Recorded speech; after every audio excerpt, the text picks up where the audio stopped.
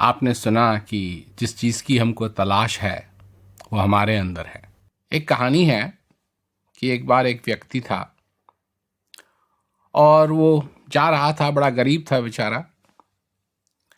और एक दिन वो चलते चलते उसको एक खेत दिखाई दिया जो कूड़े से भरा हुआ था, और किसी ने वहां बहुत समय से हल भी नहीं चलाया था, कोई उसकी देखभाल भी नहीं करता था। तो उसको लगा कि अगर वो किसी प्रकार इसको हासिल कर सके तो अपनी मेहनत से हो सकता है कि वो उसमें कुछ उगा सके और अपना पेट पाल सके। तो वो जिनकी जमीन थी उनके पास गया और उसके पास बहुत थोड़े से ही पैसे थे,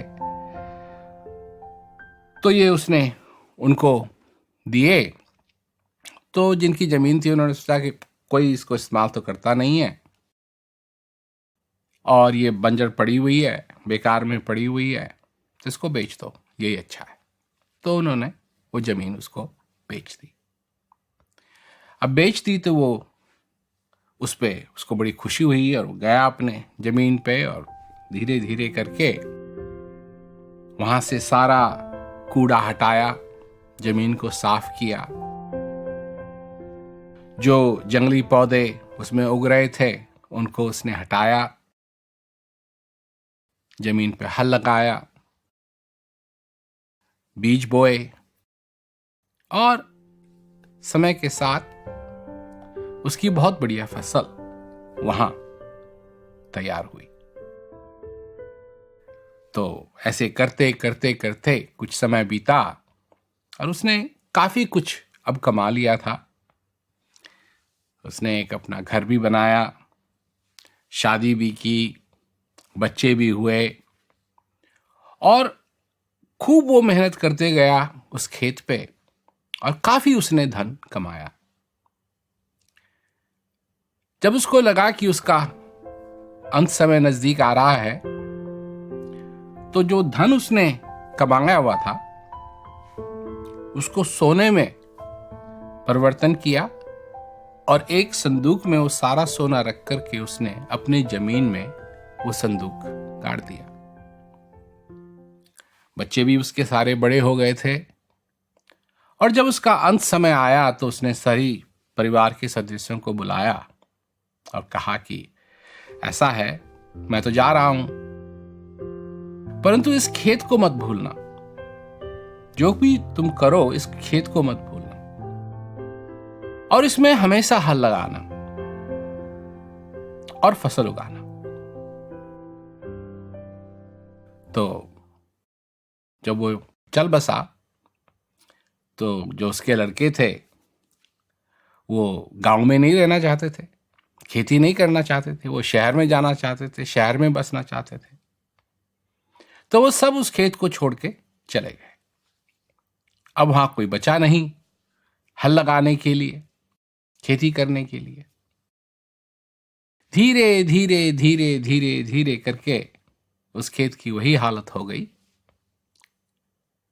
वैसी ही हालत हो गई जैसी जब उस व्यक्ति ने उस खेत को देखा था।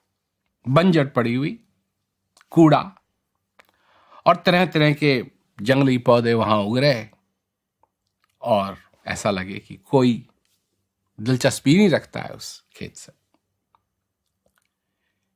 एक दिन वही हुआ, एक और गरीब आदमी आया, उसके पास ज्यादा पैसे नहीं थे। तो उसने कहा कि मेरे को ये जमीन बेच दो। तो जो उसके लड़के थे शहर में रहने वाले कि वहां तो कोई जाता नहीं है, वहां तो कोई कुछ करता नहीं है, वो बेकार पड़ी हुई है, चलो थोड़ा सा पैसा मिल जाए, कोई बात नहीं।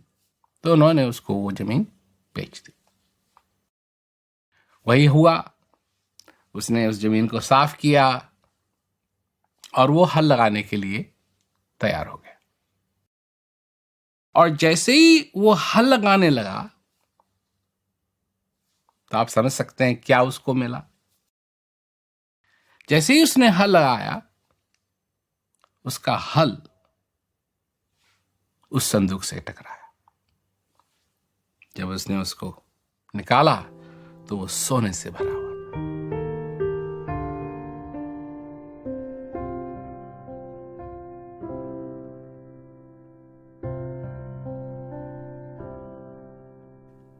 यही हमारे जीवन में भी होता है। हमने सुना या किसी ने हमको बताया कि हमारे अंदर जिस चीज की हमको तलाश है वो हमारे अंदर है। अब बात यह होती है कि उस तक हम कैसे पहुंचे। देखिए, इन आंखों से हम सबका चेहरा देख सकते हैं, परंतु अगर हम अपना चेहरा देखना चाहते हैं तो हमको आईने की जरूरत है। तो ये आईना क्या है? ऐसा आईना जो हमको हमारी असलियत बताए, ऐसी कोई चीज जो हमको वो अनुभव कराए जो हमारे अंदर है। तो एक ऐसी चीज है, उसको मैं कहता हूं आत्मज्ञान। जो हमारे ध्यान है, जो सब जगह भाग रहा है, बाहर भाग रहा है, कहीं इधर भाग रहा है, कहीं इधर भाग रहा है, जो हमारी देखने की दृष्टि है उसको हम बाहर बताते हैं। अगर उस दृष्टि को अगर हम अंदर की तरफ ले जाएं तो क्या अनुभव होगा? हम कानों से तरह तरह की चीज सुनते हैं, पर उस शक्ति को, जो सुनने की शक्ति है, अगर इसको हम अंदर की तरफ ले जाएं तो क्या अनुभव होगा? हमारे अंदर निरंतर ये श्वास चल रहा है, और इस श्वास का क्या आनंद है, क्या मजा है, क्या अनुभव है। इसी प्रकार हमारे अंदर ये चीजें हो रही हैं हमेशा, जब तक हम जीवित हैं। पर जरूरत यह है कि किसी प्रकार अपने ध्यान को हम अंदर की तरफ ले जा सकें। इस ज्ञान की 4 क्रियाएं हैं, और ये क्रियाएं हमारा ध्यान बाहर से लगा के अंदर की तरफ ले जाती हैं। तो ये सबसे पहले ये जानने की जरूरत है कि क्या आपको ये प्यास है, क्या आप ये चाहते हैं, क्या आप अपनी असलियत को देखना चाहते हैं, जानना चाहते हैं, अनुभव करना चाहते हैं, उसका आनंद लेना चाहते हैं। अगर प्यास नहीं है, जैसे पानी की क्या कीमत है, क्या वैल्यू है? प्यास लगी है बहुत मूल्यवान है, और प्यास नहीं लगी है तो कोई अगर पानी भी दे, नहीं जी ठीक है। सबसे पहले तो प्यास लगनी चाहिए, और अगर प्यास लगी है तो फिर आत्मज्ञान का मूल्य आपको समझ में आएगा, इसका क्या आनंद है आपको समझ में आएगा। बहुत सरल है, बहुत सरल है, परंतु सबसे बड़ी चीज प्यास की है। प्यास पहले होनी चाहिए, और अपने अंदर उस ध्यान को ले जा करके किस चीज का साक्षात्कार होगा? जो पहले से ही तुम्हारे अंदर है। ये नहीं है कि इसमें तुम्हारा मन कहीं आएगा और मन से तुम कहोगे अच्छा अब तुम ये कर रहे हो या इस चीज का अनुभव कर रहे हो ना। ये क्रियाएं सिर्फ ध्यान को अंदर की तरफ ले जाएंगी, और किस चीज का साक्षात्कार होगा? जो पहले से ही तुम्हारे अंदर है। और जब इस चीज को जानोगे, इस चीज को पहचानोगे, तो तुम्हारे जीवन में भी आनंद आएगा। असली आनंद, असली मजबूती का आनंद जो अंदर से पैदा होता है, और ये संभव है, ये संभव है, और इसी को मैं आत्मज्ञान कहता हूं।